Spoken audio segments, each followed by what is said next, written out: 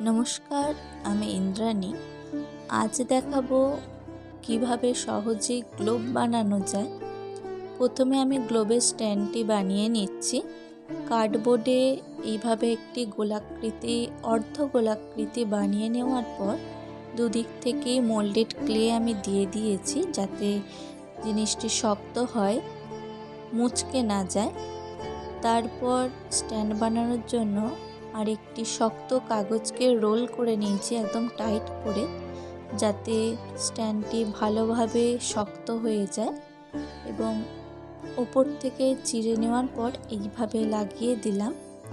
এবং আর একটু শক্ত করার জন্য দুদিক থেকে আমি মোল্ডেড ক্লে দিয়ে দিয়েছি, যাতে করে আর কোনো রকম নড়াচড়া হবে না। এবং একদম নিচের বেসটি বানানোর জন্য আমি খবরের কাগজকে সরু সরু করে কেটে এইভাবে রোল বানিয়ে নিয়েছি। এবং পুরো একটা বড় চাকতি বানিয়ে নেওয়ার পর সেটিকে একটু রাউন্ড ভাব দিয়ে আঠা দিয়ে নিয়েছি, যাতে করে আর নড়াচড়া না হয়, রাউন্ড ভাবটাই থেকে যায়। এবং মাঝের অংশটা আঠা না দিয়েই আমি ছেড়ে রেখেছি, কারণ এই অংশেই পুরো স্ট্যান্ডটি লাগানো হবে। ফিক্সড করার জন্য আমি আবার মোল্ডেড ক্লে ইউজ করেছি। পুরোটা কালো রং দিয়ে দেওয়ার পর পার্ল মেটালিকের গোল্ডেন রংটি আমি দিয়েছি। এবং যে ছুঁচালো অংশটা স্ট্যান্ডের ছিল, সেই স্ট্যান্ডের ছুঁচালো অংশটা রাখার জন্য এইভাবে দুদিকেই একটু ফাঁকা আমি রেখে দিয়েছি, মোল্ডেড ক্লে দিয়ে করেছি। এবং জিনিসটা খুবই শক্ত হয়ে যাবে, আর ভাঙার ভয় থাকবে না।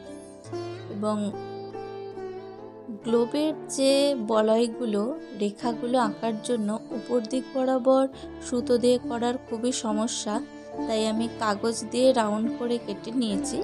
এবং সাইডের যে দাগগুলো, সেগুলো সুতো দিয়ে করে নিয়েছি, সুতো দিয়ে করার সুবিধা সাইডেরগুলো। এবং যে ছবিটি এখানে দেখতে পাচ্ছেন, সেই ছবি দেখে গ্লোবের উপরে সমস্ত ছবিটা আমি এঁকে নিয়েছি। ছবিটা পুরোটাই রাউন্ড হিসাবে আছে, পুরো এক ধার থেকে করতে করতে গেলেই ছবিটা আঁকা হয়ে যাবে। এবং রেখাগুলোকে আরও স্পষ্ট করার জন্য আমি কালো সুতোর ব্যবহার করেছি। খুবই সহজ পদ্ধতিতে বেলুন দিয়ে আপনারা এইভাবে গ্লোব বানিয়ে নিতে পারেন। কেমন লাগলো আমার এই গ্লোব বানানোর পদ্ধতিটি আপনারা অবশ্যই জানাবেন। সম্পূর্ণ ভিডিওটি দেখার জন্য অসংখ্য ধন্যবাদ। ভালো থাকবেন।